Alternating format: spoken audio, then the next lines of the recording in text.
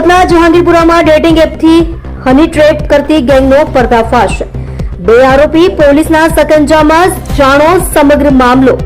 સુરત શહેરમાં ડેટિંગ એપ્લિકેશનના નામે ચાલતા હની ટ્રેપના કૌભાંડો સતત વધી રહ્યા છે, ત્યારે જહાંગીરપુરા પોલીસે એક અત્યંત ચોંકાવનારી ગેંગનો પર્દાફાશ કર્યો છે। આ ગેંગ ગ્રિન્ડર જેવી ડેટિંગ એપનો ઉપયોગ કરીને નિર્દોષ લોકોને ફસાવતી હતી અને ત્યારબાદ તેમને ડરાવી ધમકાવી લાખો રૂપિયા પડાવતી હતી। પોલીસે સમગ્ર મામલે 2 આરોપીની ધરપકડ કરીને આગળની કાર્યવાહી હાથ ધરી છે। મળતી માહિતી મુજબ સુરતની જહાંગીરપુરા પોલીસે ગ્રિન્ડર એપ દ્વારા પુરુષોને લલચાવીને લૂંટી એક ખતરનાક ટોળકીના 2 સાગરીતોને દબોચી લીધા છે।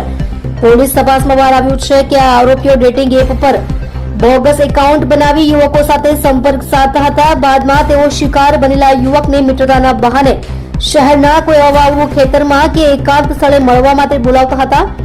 એકવાર પીડિત ત્યાં પહોંચે એટલે આ ગેંગના સભ્યો અચાનક ત્યાં આવી જતા અને યુવકના આપત્તિજનક વિડીયો ઉતારી લેતા હતા। આ વિડીયો સોશિયલ મીડિયા પર વાયરલ કરવાની અથવા તો પરિવારજનોને બતાવવાની ધમકી આપીને તેઓ પીડિત પાસેથી મોટી રકમની માંગણી કરતા હતા।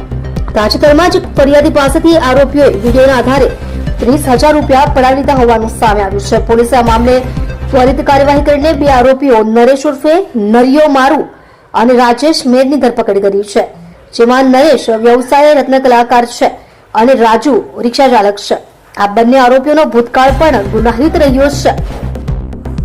નરેશ અગાઉ હત્યા અને લૂંટ જેવા ગંભીર ગુનાઓમાં સંડોવાયેલો છે, જ્યારે રાજુ પણ અગાઉ આ જ પ્રકારે લોકોને બ્લેકમેલ કરીને પૈસા પડાવી ચૂક્યો હોવાનું પોલીસ તપાસમાં જાણવા મળ્યું છે। ધરપકડ બાદ જ્યારે પોલીસે આરોપીઓના મોબાઈલની તપાસ કરી ત્યારે તેમાંથી અન્ય ઘણા લોકોના આપત્તિજનક વિડીયો મળી આવ્યા હતા। આ પુરાવાઓ પરથી સ્પષ્ટ થાય છે કે આ ગેંગે ઘણા લોકોને પોતાનો શિકાર બનાવ્યા છે।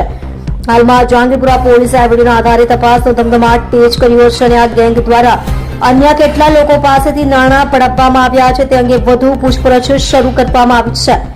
પોલીસે નાગરિકોને અપીલ કરી છે કે અજાણી વ્યક્તિઓ સાથે ડેટિંગ એપ્લિકેશન પર સંપર્કમાં આવતી વખતે સાવચેતી રાખવી અને આવી કોઈ પણ ઘટના બને તો તાત્કાલિક પોલીસને જાણ કરવી।